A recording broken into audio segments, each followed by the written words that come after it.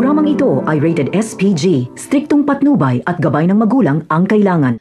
Wala na ngang kawala si David kay Ramon. Hindi man siya nahalughog ni Ramon sa loob ng mansyon, ay naharang naman siya pagdating sa gate ng mansyon. Agad kasing inabisuhan ni Ramon ang kanyang mga tauhan na harangin ang huwad na si David dahil impostor pala ito at hindi ito ang totoo niyang anak. Samantala, hindi naman alam ni Marites ang kanyang mararamdaman sa nangyari ngayon sa mansyon nila Ramon. Hanggang ngayon ay hindi pa rin nagsisink in sa kanya kung paano at anong dahilan ni David para magpanggap siya bilang tanggol, gayong kinamumuhian niya naman si tanggol bilang kapatid nito.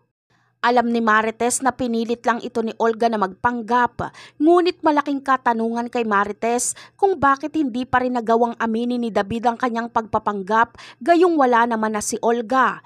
Pinipilit intindihin ni Marites ang lahat, ngunit hindi niya pa rin lubos maisip na mangyayari ito sa kanyang pamilya. Sa kabilang banda naman, gayong hawak na ni Ramon si David ay oras na para paaminin ito. Aamin naman agad si David dahil sa takot niya kay Ramon. Pati na rin ang pagpaslang niya kay Camille at sa kanyang magiging anak ay aaminin niya rin na labis namang ikakadismaya at ikakagalit ni Marites. Kung si Marites ang tatanungin ay gusto niya talaga na parusahan ni Ramon si David.